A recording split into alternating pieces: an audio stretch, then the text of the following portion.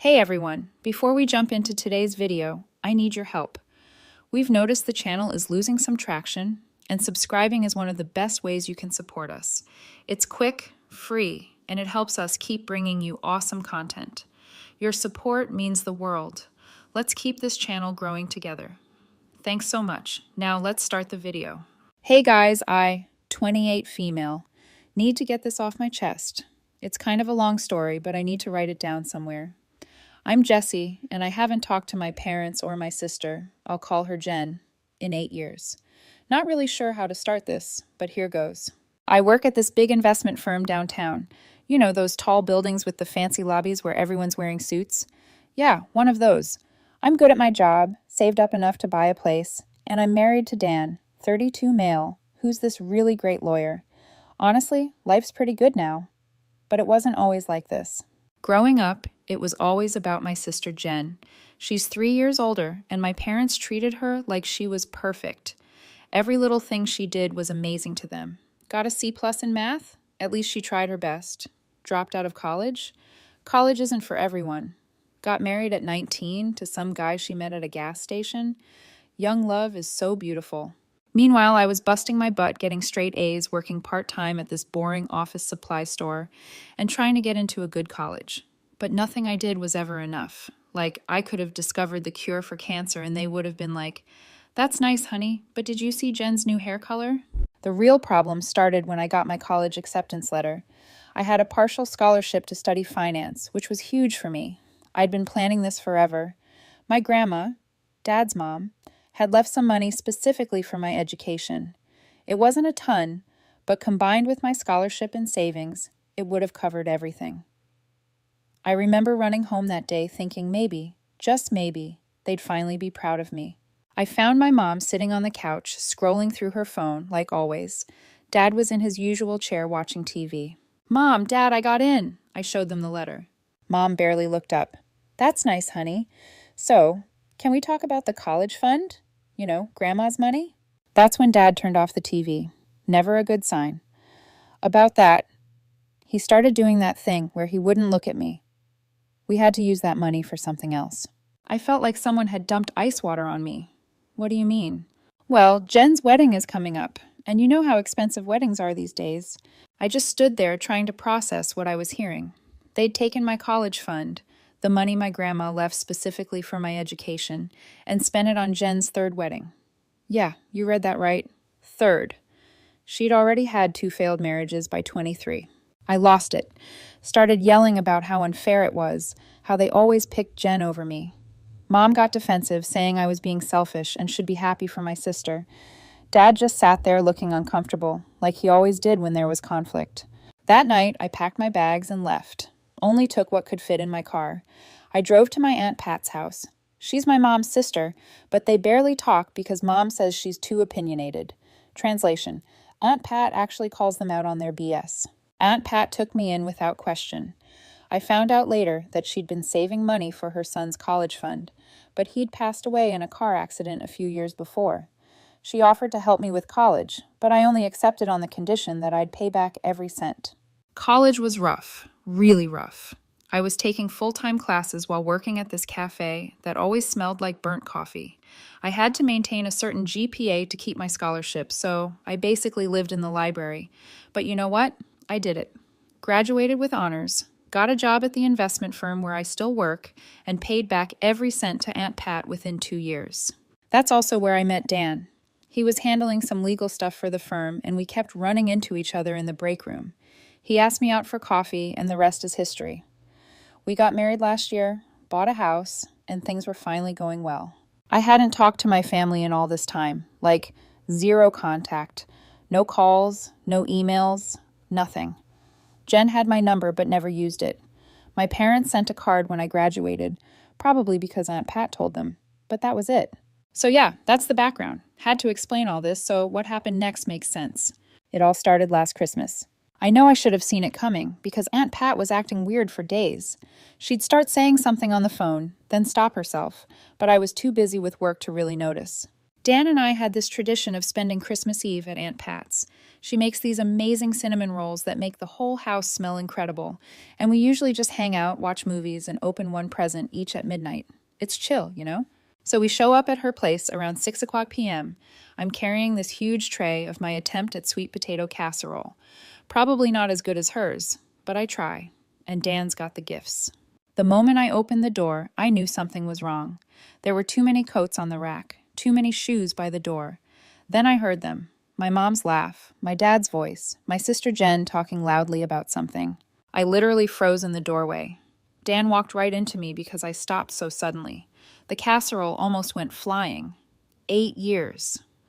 It had been 8 years since I'd seen any of them, and there they were, sitting in Aunt Pat's living room like they belonged there.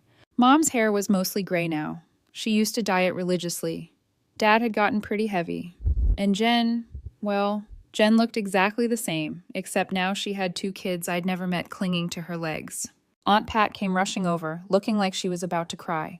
"Jessie, I'm so sorry. They just showed up an hour ago. I tried to call, but your phone went straight to voicemail." My phone was in my bag on silent because of work stuff. Great timing, right? I couldn't move, like physically couldn't make my feet work. Dan put his hand on my back and whispered, "We can leave if you want." But before I could answer, my mom spotted me. "Jessie, sweetheart." She came rushing over like we'd seen each other yesterday, tried to hug me and everything. I stepped back so fast I bumped into Dan again. "What are you doing here?" My voice came out weird, too high. "It's Christmas," Mom said, like that explained everything. Family should be together on Christmas. Dad was still sitting in his chair, doing that awkward half-wave thing. Jen was busy with her kids, but I could see her watching me. The kids, God, I didn't even know their names, looked confused. The older one, a boy around 7, whispered something to Jen, probably asking who I was. I went straight to the kitchen. Needed to put down the casserole before I dropped it. Needed to breathe. The kitchen had always been my safe space at Aunt Pat's house. I'd spent so many hours here doing homework or helping her bake. Dan followed me in. He's good like that, always knows when I need backup. "You okay?" I shook my head, not trusting myself to speak. Aunt Pat came in looking miserable. They showed up saying they wanted to make things right. I told them it wasn't a good idea to surprise you like this, but you know your mother. Yeah, I did know my mother. Queen of doing whatever she wanted and dealing with the consequences later. I could hear the kids playing in the living room now. Someone had turned on Christmas music. It all felt so wrong, like I'd walked into some parallel universe where the last 8 years hadn't happened. "Should we go?" Dan asked again. He was already reaching for his car keys. I almost said yes, really wanted to say yes, but then I looked at Aunt Pat's face. She'd decorated everything so nicely, made all this food, and now she was caught in the middle of this mess. "No," I said finally. "This is our tradition. I'm not letting them ruin it." Dan nodded. He gets me, you know. Aunt Pat squeezed my hand. "Just give me a minute," I said, heading for the back door. Needed some air. It was freezing outside. I hadn't grabbed my coat, but the cold felt good, helped clear my head. I could see through the kitchen window, everyone moving around inside, looking so normal, like a regular family on Christmas Eve. That's when my mom came out. Didn't even bring a coat for me. Typical. "You're going to catch cold," she said, like she'd been saying that to me every day for the past 8 years, like she had any right to act like my mother now. I had so many questions. Why now? Why like this? Why not call first? But what came out was, "Why are you really here?" Well, she started doing that thing where she takes forever to get to the point. "It's about Jen." Of course it was about Jen. When wasn't it about Jen? What about her? "She's going through some changes." I waited. Mom always does this. Talks in circles until someone makes her get to the point. Finally, she said, "Jen's getting divorced again." I just stared at her. Was that supposed to be news? Jen getting divorced was like the sun rising. Happened pretty regularly. And she needs some time to rebuild her life, to find herself. Something in her tone made me nervous. What does that have to do with me? That's when Dad came out. Still no coat for me, by the way. He had this look on his face, the same one he had when he told me they'd spent my college fund. "Jessie," he said, trying to sound all businesslike, "you've done well for yourself. Good job, nice house, stable marriage." I didn't like where this was going, at all. I thought they'd come to apologize, maybe feel some regret. But no, Even after all these years, they still wanted to use me to help Jen. We were thinking, Mom jumped in, maybe you could take Ben and Lisa for a while. I legit thought I'd heard wrong. Take them? Just until Jen gets back on her feet, Dad added quickly. She needs time to sort things out, find a new place, maybe go back to school. I stood there trying to process what they were saying. They wanted me, who they hadn't spoken to in 8 years, to take custody of Jen's kids? Are you serious right now? It makes perfect sense, Mom said, like she was suggesting I water her plants while she was on vacation. You've got that big house, Dan's got a good job, and you work from home sometimes. I work from home like twice a month. Still, the kids would have stability, structure, and Jen really needs this chance to... To what? I interrupted. Party? Find husband number 4? Mom's face got all pinched. That's not fair. Not fair? I laughed, but not because anything was funny. You know what's not fair? Showing up at Christmas after 8 years of silence and asking me to raise someone else's kids. Dad tried to step in. Now, Jessie. No, where's Jen anyway? Why isn't she asking me herself? Right on cue, Jen appeared in the doorway. She must have been listening the whole time. There you are, she said, like we were all just hanging out. I was wondering where everyone went. The kids were with her, Ben looking sleepy, and Lisa clutching a stuffed rabbit that had seen better days. These are your aunt and uncle, Jen told them, pointing at me and Dan, who had quietly appeared behind me with my coat. Aunt Jessie and Uncle Dan. The kids just stared at us. Can't blame them. Ben's 7, Lisa's 5. Jen continued like she was introducing her pets or something. They're really good kids, super independent. Ben can even make his own breakfast.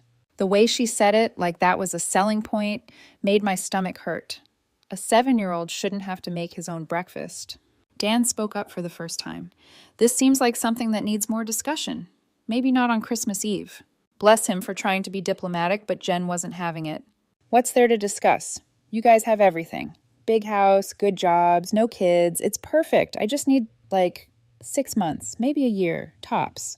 A year? I couldn't believe what I was hearing. Well, yeah. Gotta get my life together, you know. Maybe travel a bit, figure out what I want. What about their dad? I asked. Jen waved her hand dismissively. Oh, he's useless. Probably in Vegas or something. I had to ask, which one? Dad, number 1, 2, or 3? Mom gasped, Jessie! But Jen just laughed. Number 2. Number 1 moved to Canada, and number 3, well, that marriage got annulled, so he doesn't really count. I couldn't deal with this. Turned to go inside, but Jen grabbed my arm. Come on, sis, help me out here. I need this. I'm suffocating. I looked at her hand on my arm, then at the kids, then at my parents, who were watching this whole thing like it was going to work out just the way they planned. No, one simple word should have been the end of it. After that disaster of a Christmas Eve, I thought things would calm down. Maybe they'd get the message and leave us alone. Yeah, I was wrong. Jen started showing up at our house. At first, it was just random visits with the kids. She'd bring them over, saying stuff like they should get to know their aunt and uncle. I felt bad for Ben and Lisa, so I'd let them in. They were actually sweet kids, when Jen wasn't around. But then the visits got weird. She started coming alone, always when she knew Dan would be working from home. I didn't think much of it at first. Dan works from home on Tuesdays and Thursdays, and I'm usually at the office those days. It was our neighbor who first said something. This older lady who lives next door and basically sees everything that happens on our street. She caught me getting my mail one day and said, Your sister sure dresses up to visit your husband. I was confused. What do you mean? Oh, you know, always wearing those little dresses when she comes by, even in this cold. And she stays for hours sometimes. That's when things clicked. All those times, Jen just happened to stop by when Dan was home alone, always needing his legal advice about her divorce. I asked Dan about it that night. He looked really uncomfortable, which isn't like him at all. I was going to tell you, he said. It's been getting inappropriate. Turns out, Jen had been hardcore flirting with him for weeks.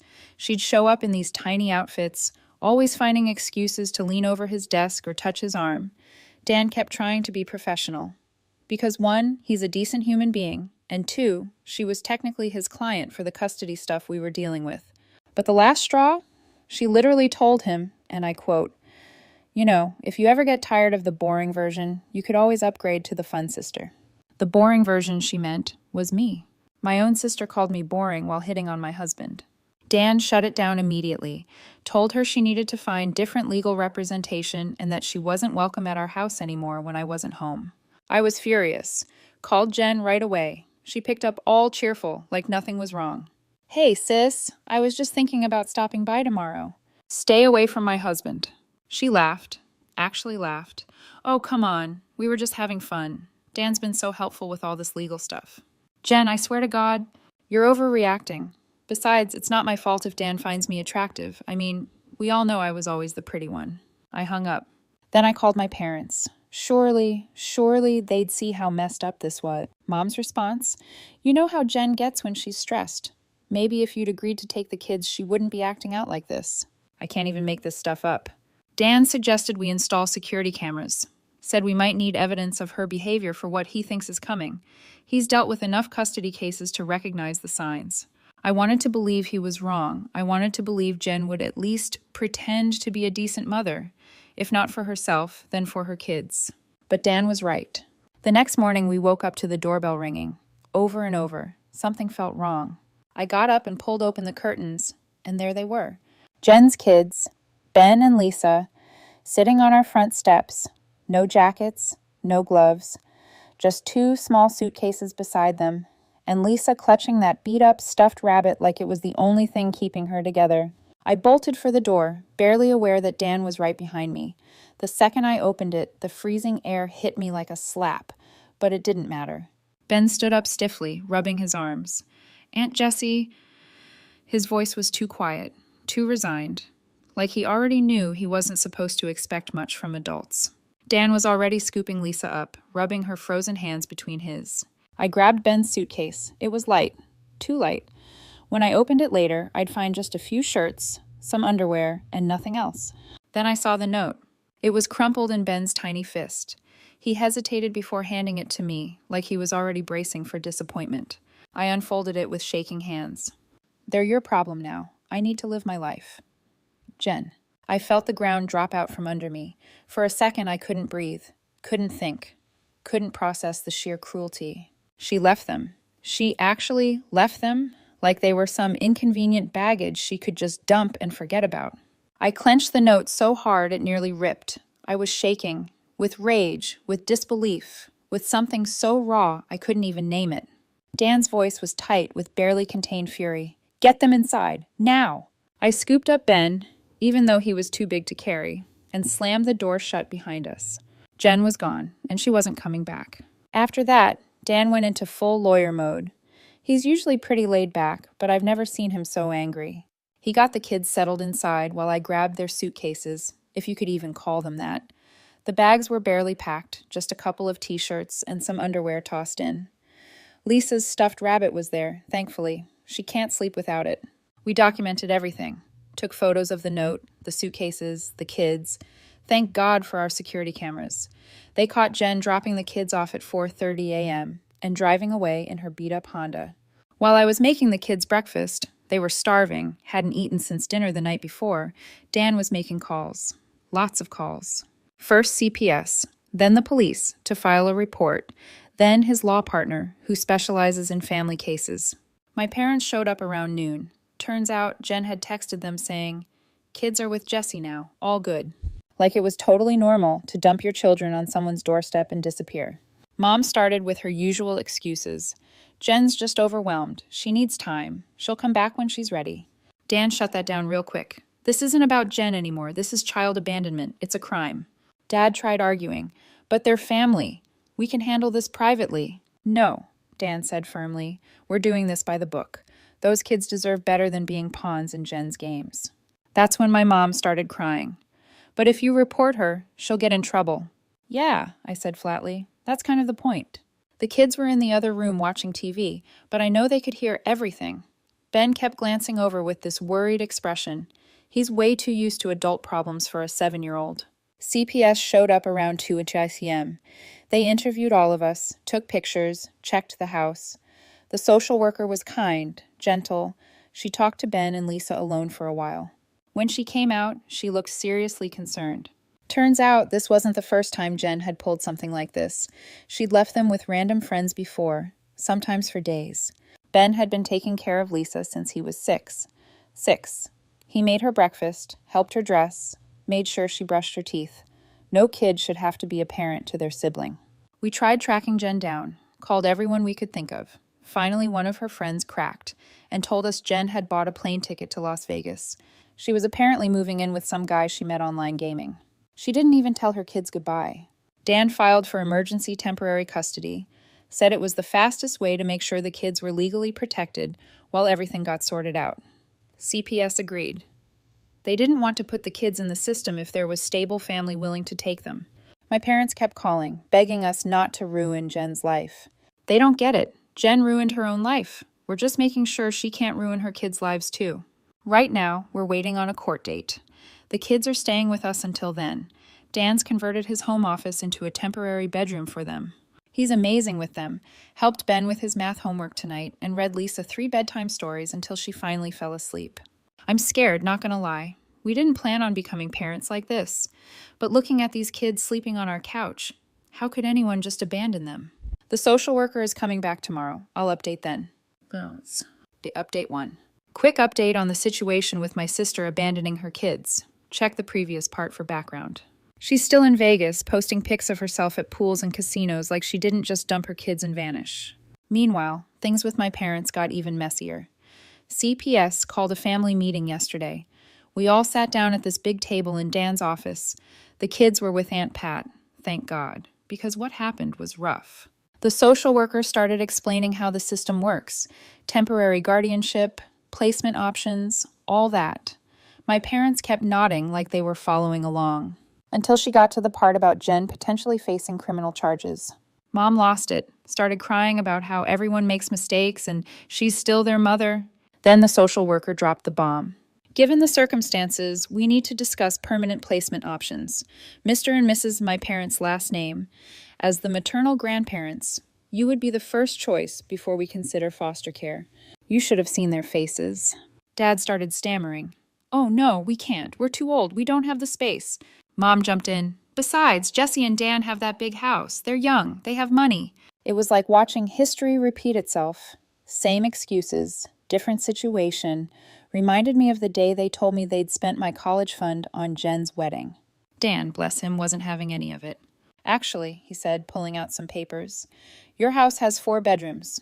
You recently took out a home equity loan to renovate your kitchen, so finances aren't the issue. And according to state law, as grandparents, you're legally obligated to be considered first for placement.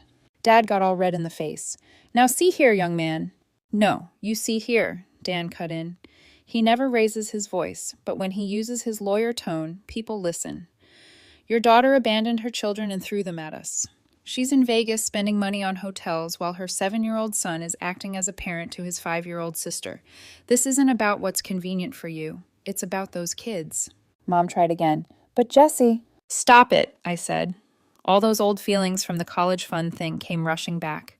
Stop trying to make me fix Jen's messes. You did this her whole life, cleaned up after her, made excuses, pushed her responsibilities onto me. Not anymore. The social worker cleared her throat. If you're unwilling to take custody, we'll need to document your refusal. This will be part of the court record. If no relatives step up, the kids will enter the foster care system. That got their attention. See, my parents care a lot about what people think of them. It's why they spent so much on Jen's wedding, had to keep up appearances. Document? Mom looked horrified. You mean this would be on record? Yes, the caseworker said calmly. It will be officially noted that you declined custody of your grandchildren. While it won't be publicly accessible, it will be part of the case file and legal record. Mom's face paled. So people could find out. If it comes up in court or an official inquiry. Yes, and if a family member chooses to share it, there's nothing stopping them. Mom's mouth opened and closed like a fish, gasping for air. The next hour was wild. My parents tried everything. Guilt trips, crying, even offering me money. Ironic, right? By the end of the meeting, my parents had signed temporary custody papers. They were picking up the kids tomorrow. The social worker, Ms. T, would be doing weekly checks. Dan made sure they couldn't just pass the kids back to Jen if she showed up. Everything had to go through the courts now. I felt weird about it. I knew it was the right thing for the kids. They needed stability. But watching my parents do the right thing only because they were forced to brought back a lot of old stuff. Ben asked me earlier if this meant he didn't have to be in charge of Lisa anymore. God, these kids deserve so much better. I don't know how things will go from here. Let's just hope for better. I'll keep you updated. And final update. Okay, Reddit, got a lot to update you on. Remember how Jen was living it up in Vegas? Yeah, that didn't last long. Dan's law firm worked with local authorities to track her down. Turns out she was staying at some cheap motel off the strip with this guy she met gaming, not the fancy resort she was posting pics from. She'd been hanging around the nice hotels taking selfies and pretending she was staying there. The cops showed up at her motel room on Tuesday morning. According to the report, she tried saying she was just taking a vacation and the kids were perfectly fine with their sister. The officers weren't impressed. They brought her back yesterday. Not gonna lie, seeing her in handcuffs was weird. She didn't look like the confident sister who'd been hitting on my husband and demanding we raise her kids. She looked small, scared. The charges are serious: child abandonment, child neglect from before she left them with us, child endangerment, and some other legal stuff I don't fully understand. But Dan says they're bad. The DA's office interviewed Ben and Lisa last week. They did a forensic interview where trained professionals talked to kids about abuse or neglect. Ben told them everything: how he's been taking care of Lisa since he was 6, how Jen would leave them alone for days, how sometimes they didn't have food because she spent the money on herself. Lisa cried during her interview when they asked about meals, said she was scared they'd have to go hungry again. I had to leave the room. My parents are freaking out. They keep trying to get Dan to make this go away. He flat out refused. Told them if they try to interfere with the legal process, they could lose custody of the kids too. Mom tried the whole, but she's mentally ill excuse. Yeah, no, Jen's not mentally ill. She's just selfish. Always has been. They're doing a psych evaluation anyway, but Dan says that's standard procedure. The gaming guy from Vegas had no idea Jen even had kids. She told him she was a rich single girl looking for adventure. He actually contacted Dan's office when he found out the truth, wanting to help. Sent screenshots of all their conversations where she bragged about having no responsibilities and being totally free. Jen's not talking to any of us now. Her court-appointed lawyer told her to stay quiet, but she did send me this long text last night. You happy now? You finally got everyone to notice you instead of me. Bet you planned this whole thing. You were always jealous that Mom and Dad loved me more. Well, congrats. Hope you're satisfied now that you've ruined my life. I didn't respond. What's there to say? She abandoned her kids on my doorstep in the middle of winter. She did this to herself. They even searched her motel room, found receipts for designer clothes and expensive restaurants. She had money. She just chose to spend it on herself instead of her kids. And yeah, it's been 6 months since everything went down with Jen. The court case finally wrapped up last week. Jen took a plea deal. She's getting 18 months in state prison with the possibility of parole after 12 months, plus 5 years probation after release. She also lost all parental rights. The judge wasn't playing around. He said something about how the systematic neglect and final abandonment showed a complete disregard for her children's well-being. My parents actually got their act together, which honestly surprised everyone. I think finally seeing all the evidence in court, hearing what Ben and Lisa had been through, it changed something. Mom actually stood up in court and said Jen needed to face consequences. Never thought I'd see that happen. The kids are doing better. Like actually better. Not just putting on a brave face. They're still living with my parents, but there's been a complete change in how things work. As part of the custody agreement, my parents had to take parenting classes. Dan's idea. He's scary smart about this stuff. They've set up proper bedrooms, got the kids into good schools, and taken them to therapy every week. My parents have tried reaching out since everything settled. Dad sent this long email about how sorry he was about the college fund, how he sees things differently now. Mom keeps trying to call, saying she wants to start fresh. But you know what? Some things you can't just apologize away. 8 years of silence, and then they only show up when they need something? Nah, I'm done. Aunt Pat's been amazing through all this. She visits the kids at my parents' house regularly, makes sure they're actually being taken care of. The kids adore her. They call her Grandma Pat, which honestly feels more right than my parents being grandparents. Jen's in prison where she belongs. She sent me this dramatic letter full of excuses and self-pity, talking about how prison changed her and how she sees everything differently now. Not one word asking about her kids. Classic Jen. Still all about her. That letter went straight in the trash. Dan and I see the kids every other weekend, but not at my parents' house. We pick them up and take them out. Movies, parks, normal aunt and uncle stuff. Ben asked me last week if I was mad at my parents. I told him the truth.